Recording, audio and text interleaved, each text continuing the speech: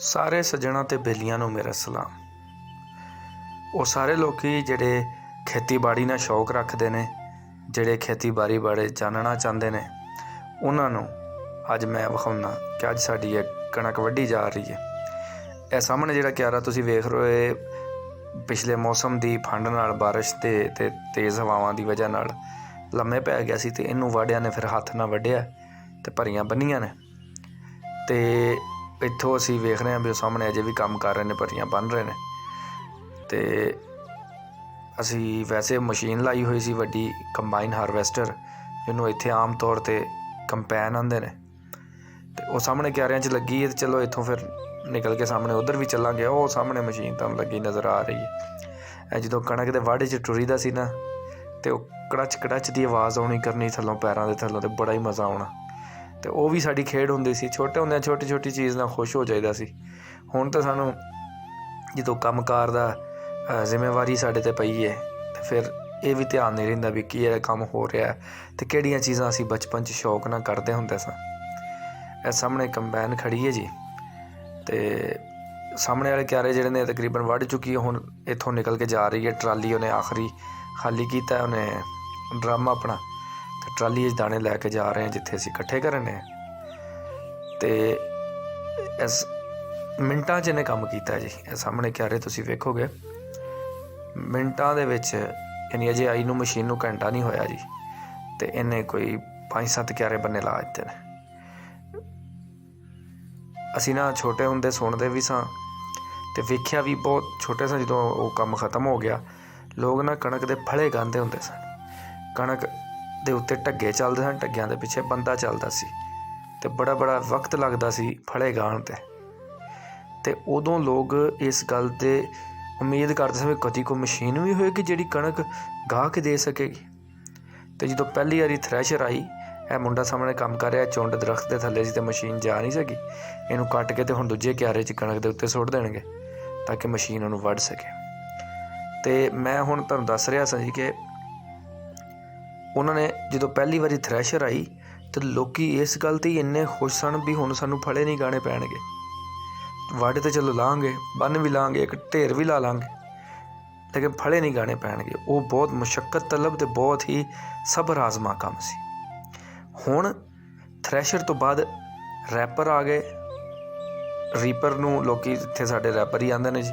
ਉਹਨਾਂ ਨੇ ਜਨਾਬ ਟਰੈਕਟਰ ਦੇ ਅੱਗੇ ਮਸ਼ੀਨ ਲਾ ਕੇ ਅਤੇ ਕਣਕ ਕੱਟਣੀ ਸ਼ੁਰੂ ਕਰ ਦਿੱਤੀ। ਲੋਕਾਂ ਆਖਿਆ ਵਾਹ ਜੀ ਵਾਹ, ਚਲੋ ਵੱਢਣ ਤੋਂ ਵੀ ਗਏ, ਭਰੀ ਬੰਨ੍ਹਣੀ ਹੈ ਨਾ, ਢੇਰ ਲਾਉਣਾ, ਲਾ ਲਾਂਗੇ। ਹੁਣ ਸਾਡੇ ਇਲਾਕੇ 'ਚ ਇਹ ਮਸ਼ੀਨ ਬਹੁਤ ਜਿਹੜੀ ਉਹ ਆਮ ਤੌਰ 'ਤੇ ਇਸਤੇਮਾਲ ਹੋਣ ਲੱਗ ਪਈ ਹੈ, ਹਾਰਵੈਸਟਰ। ਅਤੇ ਇਹਨੂੰ ਉਹ ਆਪਣੇ ਲਈ ਇੱਕ ਬੜੀ ਨਿਅਮਤ ਸਮਝਦੇ ਨੇ ਲੋਕ ਕਿ ਇਹ ਜੀ ਉਸੇ ਟਾਈਮ ਕਣਕ ਵੱਢਦੀ ਵੀ ਹੈ, ਗਾਂਹਦੀ ਵੀ ਹੈ, ਦਾਣੇ ਵੱਖਰੇ ਕਰ ਦਿੰਦੀ ਹੈ, ਸਿੱਟਾ ਥੱਲੇ ਸੁੱਟੀ ਜਾਂਦੀ ਹੈ। ਬਾਅਦ 'ਚ ਇੱਕ ਹੋਰ ਮਸ਼ੀਨ ਜਿਹੜੀ ਚੌਪਰ ਹੈ, ਜਿਹਨੂੰ ਸਾਡੇ ਲੋਕ ਇੱਥੇ ਦੇਸੀ ਲੋਕ ਉਹਨੂੰ ਚੈਪੜ ਆਉਂਦੇ ਨੇ, ਉਹ ਆ ਕੇ ਜੀ ਅਤੇ ਉਹਨੂੰ ਕਣਕ ਸਿਟਾਈ ਤੂੜੀ ਬਣਾ ਦਿੰਦਾ। ਅਤੇ ਇਹ ਯਾਨੀ ਜਿੰਨਾ ਟਾਈਮ ਕਈ ਲੋਕਾਂ ਨੂੰ, ਇੱਕ ਖਾਨਦਾਨ ਦੇ ਲੱਗਦਾ ਹੁੰਦਾ ਸੀ ਕਣਕ ਕਿੱਲਾ ਵੱਢਣ 'ਚ, ਉਹਨੂੰ ਬੰਨ੍ਹਣ 'ਚ, ਉਹਨੂੰ ਢੋਣ 'ਚ, ਫਿਰ ਉਹਨੂੰ ਥ੍ਰੈਸ਼ ਕਰਨ 'ਚ, ਉਹ ਸਾਰੀ ਮੁਸ਼ੱਕਤ ਨੂੰ ਇਸ ਇੱਕ ਮਸ਼ੀਨ ਨੇ ਸਿੱਧਾ ਕਰਤਾ।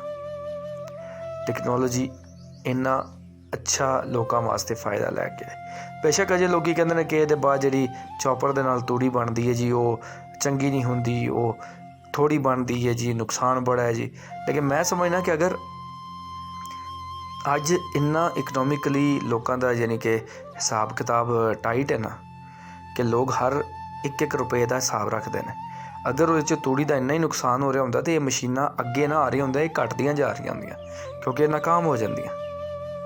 ਲੇਕਿਨ ਇੰਨਾ ਜ਼ਿਆਦਾ ਫ਼ਰਕ ਮੇਰਾ ਨਹੀਂ ਖਿਆਲ ਹੈ ਵੇ, ਇਸੇ ਲਈ ਅੱਜ ਇਹ ਮਸ਼ੀਨਾਂ ਜ਼ਿਆਦਾ ਲੱਗਣ ਲੱਗ ਪਈਆਂ।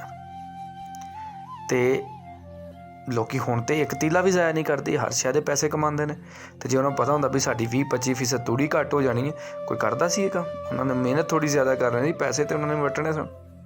ਅਤੇ ਮਸ਼ੀਨ ਵੇਖ ਰਹੇ ਹੋ ਤੁਸੀਂ ਤੁਹਾਡੇ ਸਾਹਮਣੇ ਜਨਾਬ, ਉਹਦੇ ਉੱਤੇ ਕਈ ਹਫ਼ਤਿਆਂ ਦੀ, ਮਹੀਨਿਆਂ ਦੀ ਜਿਹੜੀ ਗਰਦ ਪਈ ਉਹ ਵੀ ਨਾਲ ਉੱਡੀ ਜਾ ਰਹੀ ਹੈ।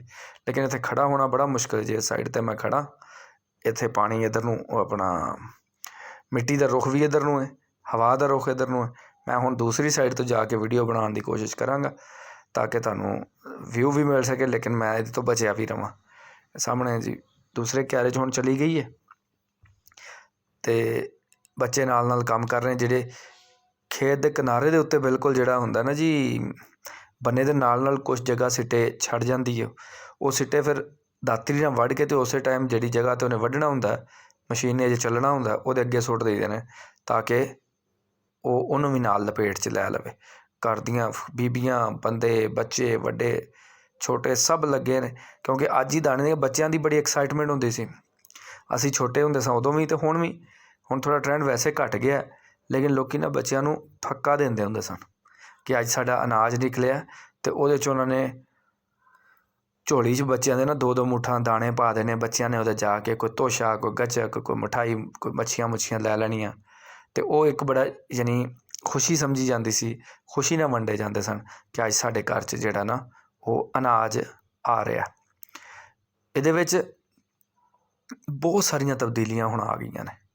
ਪਹਿਲੇ ਤਾਂ ਉਹ ਜਦੋਂ ਕਣਕ ਹੱਥ ਨਾਲ ਵੱਢਣੀ, ਭਰੀਆਂ ਬੰਨ੍ਹਣੀਆਂ, ਫਿਰ ਜਦੋਂ ਥ੍ਰੈਸ਼ਰ ਨੇ ਗਾਹ ਲੈਣਾ ਨਾ ਅਤੇ ਦਾਣੇ ਚੁੱਕ ਲੈਣੇ, ਲੇਕਿਨ ਜਿੱਥੇ ਪੇੜ ਬੱਝਾ ਹੁੰਦਾ ਸੀ, ਜਿੱਥੇ ਉਹ ਕਣਕ ਦਾ ਢੇਰ ਲੱਗਾ ਹੁੰਦਾ ਸੀ, ਉਹ ਪੇੜ ਨੂੰ ਹੂੰਜਿਆ ਜਾਂਦਾ ਸੀ। ਉਹ ਵੀ 2-4 ਦਿਨ ਲੱਗ ਜਾਂਦੇ ਹੁੰਦੇ ਸਨ ਬੀਬੀਆਂ ਨੂੰ ਉਹਨੂੰ ਹੂੰਜਦਿਆਂ। ਅੱਜ ਕੱਲ੍ਹ ਉਹਦਾ ਵੀ ਕਿੱਸਾ ਹੀ ਤਮਾਮ ਕਰ ਦਿੱਤਾ ਜੀ। ਹੁਣ ਤਾਂ ਮਸ਼ੀਨ ਹੀ ਕੱਟ ਦਿੰਦੀ ਹੈ ਅਤੇ ਨਾ ਉਹ ਪੇੜ ਰਹਿ ਗਏ, ਨਾ ਉਹ ਫੱਕੇ ਰਹਿ ਗਏ, ਨਾ ਉਹ ਵੱਢ ਰਹਿ ਗਏ ਅਤੇ ਨਾ ਉਹ ਫਲੇ ਰਹਿ ਗਏ। ਇਹ ਸਾਹਮਣੇ ਹੁਣ ਮਸ਼ੀਨ ਨੇ ਆਪਣੀ ਜਿਹੜਾ ਡਰਮ ਭਰ ਲਿਆ ਅਤੇ ਉਹਦੇ ਬਾਅਦ ਹੁਣ ਟਰਾਲੀ ਵਿੱਚ ਉਹਨੂੰ ਖਾਲੀ ਕਰੇਗਾ।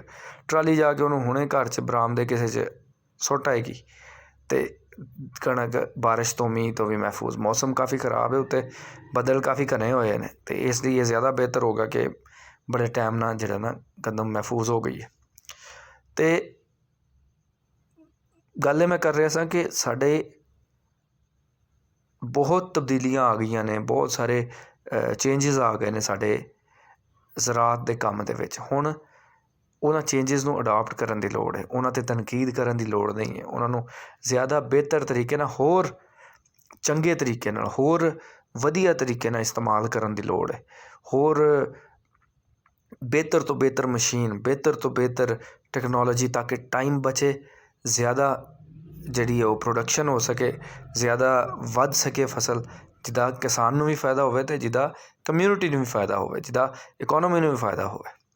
ਹੁਣ ਅਸੀਂ ਛੋਟੀ ਐਵੇਂ ਦਕੀਆਨੂਸੀ ਪੁਰਾਣੇ ਦੌਰ ਦੀ ਜਿਹੜੀ ਉਹ ਜ਼ਰਾਅਤ ਹੈ ਉਹ ਨਹੀਂ ਕਰ ਸਕਦੇ। ਇਹ ਖੇਤ ਅਸੀਂ ਜੀ ਇਹਦਾ ਜਿਹੜਾ ਮਸ਼ੀਨ ਚਲਾ ਕੇ ਅਤੇ ਬੀਜ ਵੱਖਰਾ ਕੱਢਣਾ ਜੀ ਦਾਣਾ, ਕਿਉਂਕਿ ਇਹ ਅਸੀਂ ਅਗਲੀ ਵਾਰੀ ਲਈ ਬੀਜ ਲਈ। ਅਤੇ ਇਹ ਘਰ ਆ ਗਏ ਨੇ ਜੀ ਦਾਣੇ, ਅਤੇ ਹੁਣ ਮੈਂ ਹੋ ਗਿਆ ਸਿਆਣਾ ਵੀ ਜਿਵੇਂ ਆਉਂਦੇ ਨੇ ਜਿਹਨਾਂ ਦੇ ਘਰ ਦਾਣੇ, ਉਹਨਾਂ ਦੇ ਕਮਲੇ ਵੀ ਸਿਆਣੇ। ਰੱਬ ਰਾਖਾ।